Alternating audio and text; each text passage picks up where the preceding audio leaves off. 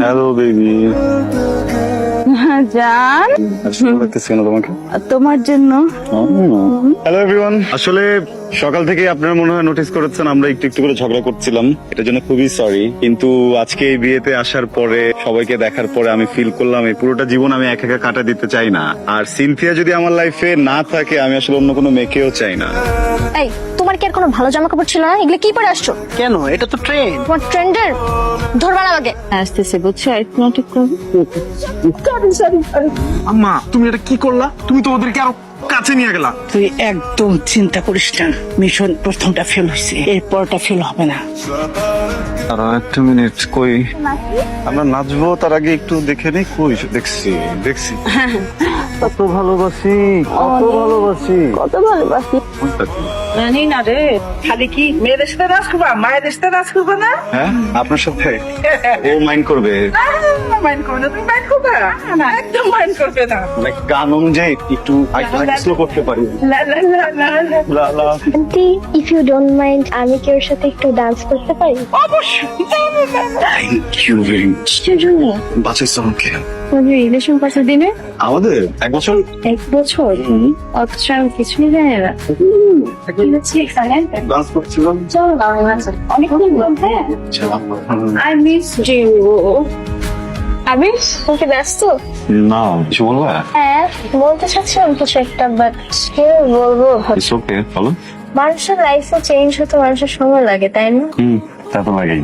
লাইফে ups and down, situation সবকিছু মিলে তো মানুষের লাইফে ম্যাচুরিটি আসে, তাই? তো মনে আছে আমি যে তোমাকে সবসময় বলতাম তুমি ইম্যাচিউর, তুমি ইম্যাচিউর। আসলে আমি ইম্যাচিউর ছিলাম। আমি যদি তখন তোমাকে টাইমটা দিতাম তাহলে হয়তো আমাদের ব্রেকআপটা হতো, আর আমি আমার লাইফের বেস্ট মানুষের সাথে আর বাকিটা লাইফ কাটাতে পারতাম। আচ্ছা, ইজ এভরিথিং অলরাইট? মানে তোমার ফিয়ান্সি কোথায়? এইগুলো কেন বলতেছো?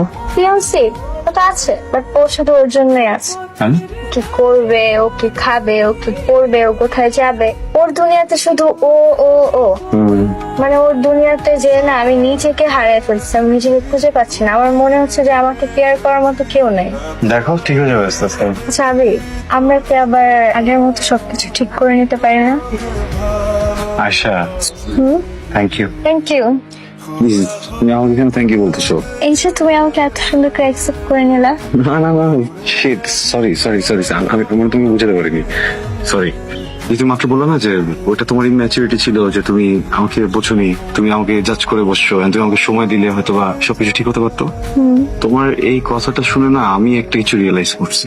আসলে হয়েছে কি, তোমার কাছ থেকে বের হওয়ার পর অনেকটা সময় আমি একা কাটাইছি, তো আমি কখনোই কারোর সাথে কানেক্ট করতে পারিনি। তখন হঠাৎ করে ম্যাজিক্যাল ওয়েতে সিনথিয়া আমার লাইফে আসে। হ্যাঁ, জাস্ট একদিনের পরিচয়, তোর সাথে না একটা ভয়ঙ্কর কানেকশন ফিল করছিলাম আমি। কিন্তু ওখানে না একটা ভুল বোঝাবুঝি হয়, যেটা পরবর্তীতে আমি আমার ফ্রেন্ডসদের কাছ থেকে জানতে পারি। কিন্তু আমি কখনো আমার ইগোর জন্য বা আমার মনে হচ্ছে যে ও এরকমটা না করলেও পারতো, সবকিছু মিলে না আমি খুবই পাজল ছিলাম। আমি কখনো ওকে সুযোগটাই দিইনি, ওকে সময়টাও দিইনি যে আমি গিয়ে ওকে বুঝাই বা আমি ওকে গ্রো করতে দিই। বাট আজকে তোমার কথাগুলো শুনে না আমি ভয়ঙ্করভাবে রিয়েলাইজ করছি জিনিসটা, যে একটা সম্পর্কে আসলে কেউ যদি ভুল করে সবসময় তারই দায়িত্ব না ভুলটা শুধরানোর। আরেকজন মানুষেরও দায়িত্ব আছে তাকে সময় দেয়ার, তাকে গ্রো করতে দেয়ার। Thank you. আমি না আমি আমি আমি ভয়ঙ্কর রকমের লাভ ফিল করতেছি ওর জন্য এখন। আমি তোমাকে জেলাস করানোর জন্য। Asha, thank you thank you thank you thank you.